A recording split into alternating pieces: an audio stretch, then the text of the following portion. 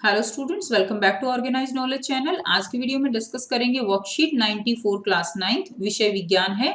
और ये वर्कशीट आपके लिए 24 फरवरी 2021 के लिए शेड्यूल की गई है। आज की वर्कशीट में बच्चों हम उत्तक जो हमारा चैप्टर है चैप्टर 6 उसका हम रिवीजन हमारा कंटिन्यू है।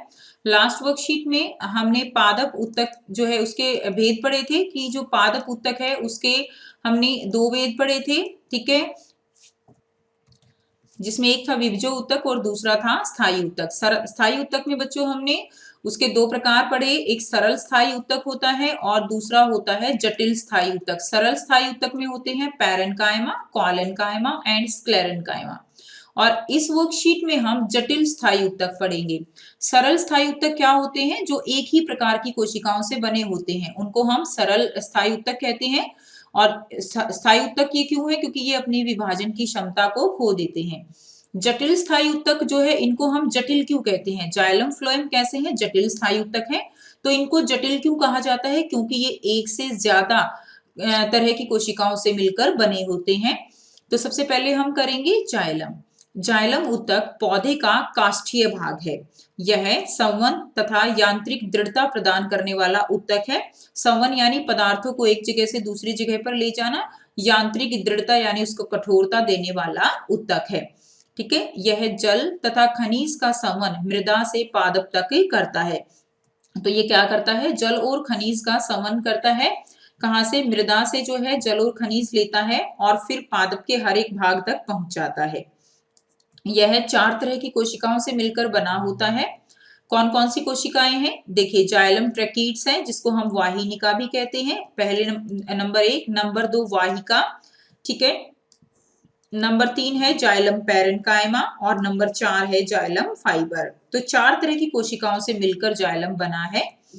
ट्रैकीड्स और वेसल्स जल तथा खनिज लवण का ऊर्ध्वाधर संवहन करते हैं, यानी ये जो है ये वन डायरेक्शन होता है, ठीक है, एक ही दिशा में ऊर्ध्वाधर जो है ये इनका संवहन करता है। जाइलम फाइबर स्क्लेरेन्काइमा से बने होते हैं। तो जाइलम जो फाइबर है वो क्या है? ये देखिए, जाइलम फाइबर ये स्क्लेरेन्काइमा उत्तक से बने हैं। हमने पढ़ा था कि ये लिग्निन के कारण ये उत्तक बहुत कठोर होते हैं तथा पादप को ये दृढ़ता देते हैं। जाइलम पैरेन्काइमा भोजन का संचयन करता है। जाइलम पैरेन्काइमा, देखिए बेटा, पैरेन्काइमा जो कोशिकाएं होती हैं, उत्तक है, ये भोजन का संचयन करता है। कहीं पर भी आप लिखोगे याद रखना, पैरेन्काइमा भोजन को स्टोर करके रखेगा तथा पार्श्वीय संवहन में भी ये क्या करता है? सहायता करता है। नेक्स्ट है फ्लोएम। फ्लोएम भोजन का स्थानांतरण पत्तियों से पादप के अन्य भागों में करता है। फ्लोएम उत्तक चार प्रकार की कोशिकाओं से मिलकर बना होता है। तो फ्लोएम भी जटिल उत्तक हो गया, चार प्रकार की कोशिकाओं से मिलकर बनेगा। चालनी नलिका नंबर एक, नंबर दो साथी कोशिकाएं, नंबर तीन फ्लोएम पैरेन्काइमा और नंबर चार है फ्लोएम रेशे, ठीक है। चालनी नलिका जो है ये छिद्रित भित्ति वाली तथा नलिकाकार होती है और प्रत्येक चालनी नलिका के साथ क्या होती हैं? अन्य साथी कोशिकाएं होती हैं। यानी एक तरह से देखिए, आप याद कर सकते हो, चालनी नलिका के साथ क्या होंगी? हर जगह उनकी साथी कोशिकाएं होंगी जिनमें केंद्रक और कोशिका अंग होते हैं। फ्लोएम रेशे को छोड़कर फ्लोएम की अन्य सभी कोशिकाएं कैसी होती हैं? जीवित होती हैं। तो आप याद रखेंगे, केवल फ्लोएम रेसा है जो कि मृत कोशिका है, बाकी सारी जो है कैसी हैं? जीवित कोशिकाएं हैं। अब हम इसके क्वेश्चन आंसर करेंगे, ठीक है। तो फर्स्ट क्वेश्चन में है आपका जाइलम और फ्लोएम के संघटकों के नाम लिखिए। तो बेटा देखिए, इसमें दिया गया है जाइलम और फ्लोएम के, तो यह चार तरह की कोशिकाओं से मिलकर बना है। तो यहां से आप इसका आंसर लिखेंगे जाइलम ट्रैकीड्स, वाहिका, जाइलम पैरेन्काइमा और जाइलम फाइबर। और फ्लोएम के संघटक क्या हो जाएंगे? फ्लोएम उत्तक चार तरह की कोशिकाओं से मिलकर बना है। चालनी नलिका, साथी कोशिकाएं, फ्लोएम पैरेन्काइमा और फ्लोएम रेशे। तो ये जो है इसका आंसर हो जाएगा क्वेश्चन नंबर 1 का। तो यहां से आप लिख देंगे क्वेश्चन नंबर 1 का, ये दोनों पॉइंट आप लिख देंगे। सेकंड देखिए, जाइलम और फ्लोएम के बीच उनके कार्यों के आधार पर अंतर स्पष्ट करना है। तो कार्यों के आधार पर करना है बेटा। तो कार्यों के आधार पर हमने पढ़ा कि जो जाइलम है वो क्या करता है? यह जल तथा खनिज और संवहन मृदा से पादप तक करता है। संवहन जल और खनिज का संवहन करता है मृदा से पादप तक। और फ्लोएम क्या करता है? फ्लोएम भोजन का स्थानांतरण पत्तियों से पादप के अन्य भागों में करता है। तो ये जो है आप इसमें लिख देंगे ठीक है, ये आपका क्वेश्चन नंबर 2 का उत्तर हो जाएगा। यहां से यहां तक और यहां से यहां तक, ये दोनों पॉइंट आप क्वेश्चन नंबर 2 में करेंगे। नेक्स्ट देखिए, जाइलम तथा फ्लोएम का पादपों में महत्व बताइए। अब आपको महत्व बताना है, तो ये देखिए जाइलम और फ्लोएम दोनों का महत्व बताना है, तो इसमें आप लिख देंगे, यहां से जाइलम के बारे में लिख देंगे। जाइलम उत्तक क्या करता है, जाइलम उत्तक जो है ये पौधे का काष्ठीय भाग है। तो देखिए ये यहां से लेकर जो मैं अंडरलाइन कर रही हूँ ये सारा ही इसमें लिख देंगे। ठीक है, दृढ़ता यह है, यही महत्व हो जाएगा यहां से यहां तक। ओके, तो ये जो है आपका क्वेश्चन नंबर 3 का उत्तर हो जाएगा। और फ्लोएम का महत्व भी बताना है, तो बेटा जो पॉइंट आपने इसमें लिखा है वही आप जो है इसमें भी लिख दीजिएगा, क्योंकि यही महत्व है कि ये भोजन का स्थानांतरण पत्तियों से अन्य भागों तक ही करता है।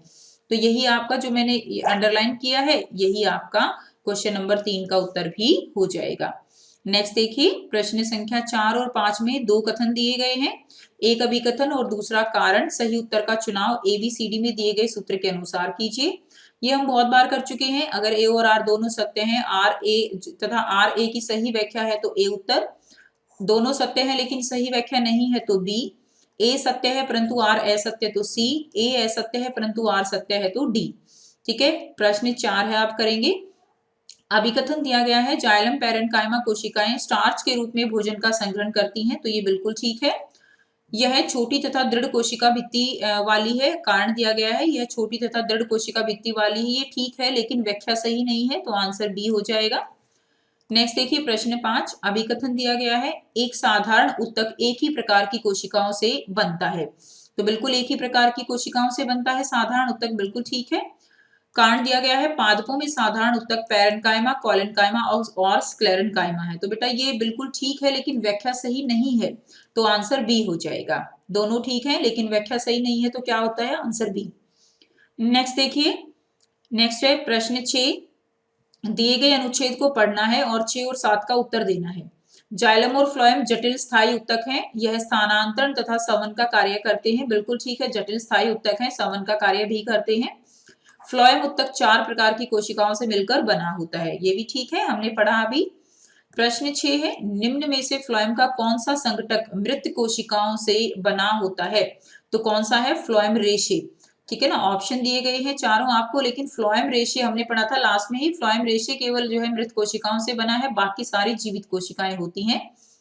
नेक्स्ट देखिए, प्रश्न 7, स्थायी उत्तक जो कि जीवित कोशिकाओं से बना होता है, जिनकी पतली कोशिकाएं भित्तियां हैं, जिनकी पतली कोशिका भित्तियां होती हैं, तो वो क्या है, जीवित कोशिकाओं से बना है, तो वो क्या है, वो पैरेन्काइमा है। ठीक है, स्थायी उत्तक है, जीवित कोशिकाएं हैं और पतली कोशिकीय भित्तियां हैं, तो वो क्या होती है, पैरेन्काइमा। तो ये जो है इसका आंसर हो जाएगा। तो ये थी आपकी आज की साइंस की वर्कशीट, एंड आई होप बेटा आपको वर्कशीट क्लियर है। और अगर वीडियो अच्छी लगी तो लाइक कीजिए, शेयर कीजिए और चैनल को सब्सक्राइब कीजिए। Thanks for watching students, have a nice day.